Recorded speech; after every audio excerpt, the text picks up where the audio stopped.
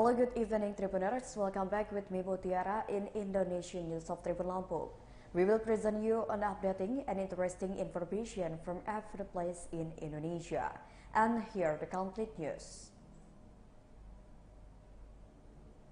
The first news is, the former governor of Banten was terrorized by dozens of Former governor of Banten, Wahidin Halim, finally took legal action. Through his attorney, Wahidin Halim made a police report on the terror of a sack of Cobra in his house. It was Rashid Hidayat who made a police report on the case of the Cobra throwing to the Tangerang City Metropolis on Tuesday, the 26th of January 2023.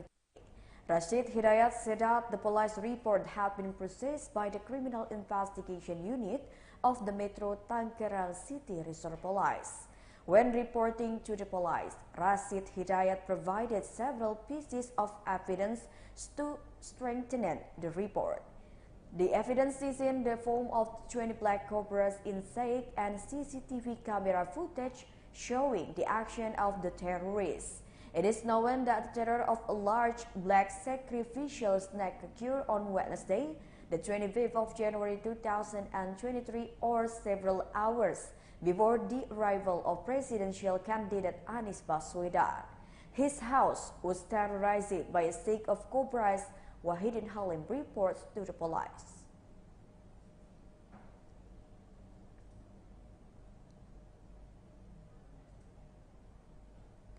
The next news is, meeting to discuss the 2023 Hajj fee increase.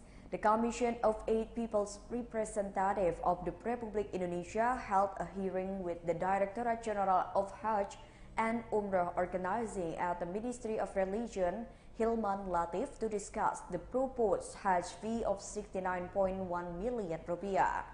The meeting was chaired by Deputy Chairman of the Commission for 8 People's Representative Council, Marwan Dasopang, at the People Representative Council building in Senayan, Jakarta, on Tuesday, the 26th of January 2023. The Commission of 8 People's Representative Council asked for an explanation from relevant stakeholders such as Garuda Indonesia, Saudi Airlines, Angkasa Pura I Company, Angkasa Pura II Company, Pertamina Company, and Airnav Indonesia Company regarding flight financing. So that the Parliament and the government have notes and recommendations for preparing a working visit to Saudi Arabia to check the components of the cost of the Hajj. Regarding the proposed Hajj fee of 69 million rupiah to be charged to each prospective pilgrim, Marwan said this was quite surprising. The meeting emphasizes that the discussion was oriented towards seeking rational Hajj costs, of course in accordance with the expectation of the community.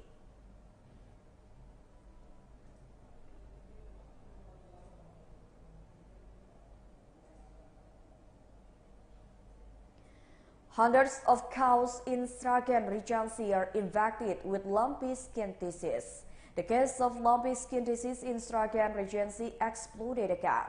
The head of the Livestock and Animal Health Division of the Sragen Regency Food Security, Agriculture and Fisheries Service, Toto Sukarno, said that there were 102 new cases as of Thursday, the 26th of January 2023 at 1 p.m. Most of the additional cases occurred in Mondokan district, which added 78 cases, bringing a total of 106 cows infected with LSD. Additional cases of LSD occur in 11 cases in Kotak Macan, 9 cases in Kedawung, and 4 cases in Karangbalat. He said of the total cases, 12 of them had recovered and 7 others had died, so that as many as 700 cows are still undergoing treatment and some are starting to recover. Meanwhile, there are already thousands of cows in Sragen Regency that have received the LSD vaccine, where the LSD vaccination program for cattle has started since last week.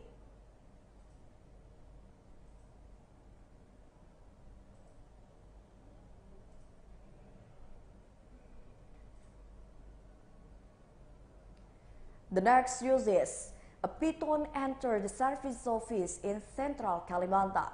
Office activities at the Public Works and Special Planning Office of the province Central Kalimantan suddenly experienced a commotion on Tuesday, the 24th of January 2023. How could a 2-meter-long python hang on the roof of the official employee's parking lot? It is known where the snack came from until it was on the roof support of the parking lot. However, the snack was first noticed by employees of the Central Kalimantan Public Works and Housing Department at around 12:30 a.m.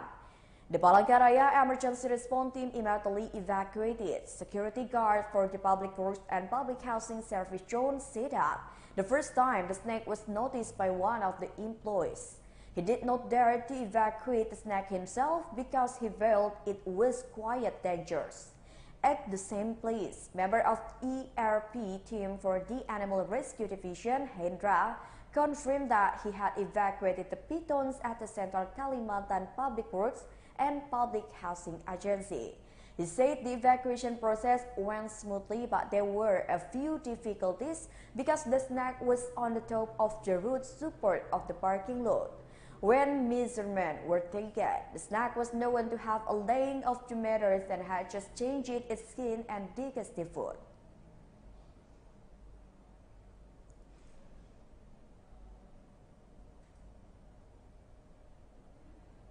The next news is, the presence of Sumatran tigers disrupt student activities.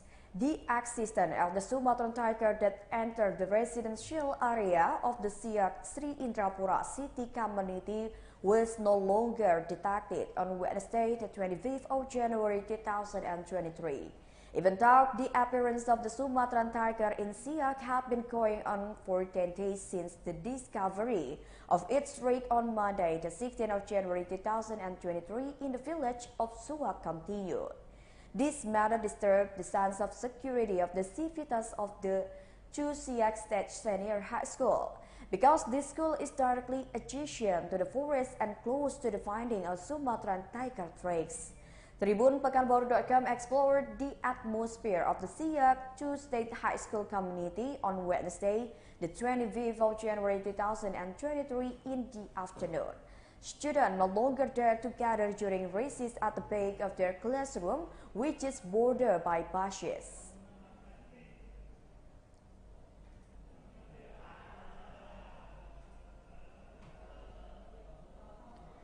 One of buildings at the South Kalimantan Police Headquarters caught fire. The Human Resources Bureau building, which is located in the South Kalimantan Regional Police Headquarters on S. Parman Road, Banjarmasin, caught fire on Wednesday, the 25th of January 2023 in the evening. It is not yet known exactly how many rooms, documents, and inventory items were also burned. As revealed by Inspector General Andi, the fire incident occurred around 9:30 p.m. He also disclosed that in that building several documents were stored. In relation to the activities of personnel and employees in the building, Inspector General Andi revealed the possibility of being moved temporarily. Even moving to the new South Kalimantan Regional Police Headquarters in Banjarbaru is also an option, especially for the human resources. His party has also reported the incident to the Indonesian National Police Headquarters.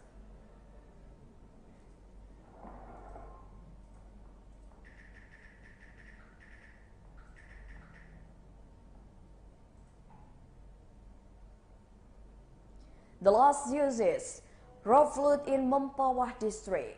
For the past 3 days, Mempawah Regency has been hit by a tidal flood because by an overflowing sea level, so that several points of the coastal area in Mempawah Regency were evacuated by tidal flood, which also rose to the road body. As is the case on GM Taufik Street, Mempawah Hilir District, Mempawah Regency. Not only that, the tidal flood also rose to uninundate one of the workup on the banks of the Mempawah River.